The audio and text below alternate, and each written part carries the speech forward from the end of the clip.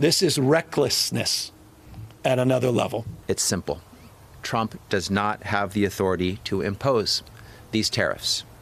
He must be stopped. California Attorney General Rob Bonta and Governor Gavin Newsom at an orchard in Stanislaus County speaking out against President Donald Trump's tariffs. Newsom and Bonta formally announcing they filed this lawsuit to halt Trump's tariffs immediately. They argue only Congress has the power to impose such tariffs and should not be taking a backseat to Trump. Where the hell is Congress? Where the hell is Speaker Johnson? Do your job.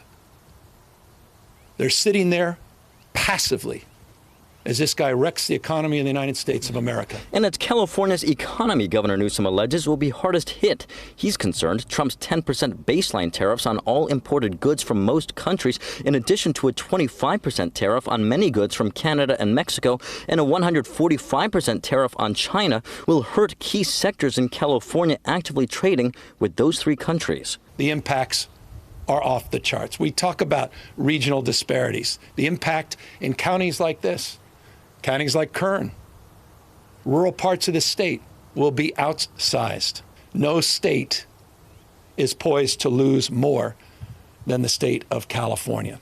By the way, I haven't even brought up the port of LA, the port of Long Beach, and the fact that 40% of the goods movement in this country comes through those two ports. I haven't even brought up the pizza shops and the coffee shops that are disproportionately dependent on that trade every single day. Among those impacted the hardest, according to Newsom, Central Valley farmers like Christine Gemperle. She's the owner of this Ceres almond orchard where Newsom and Bonta spoke.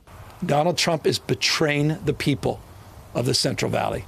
Across the board, people are very concerned because it's going to impact everybody.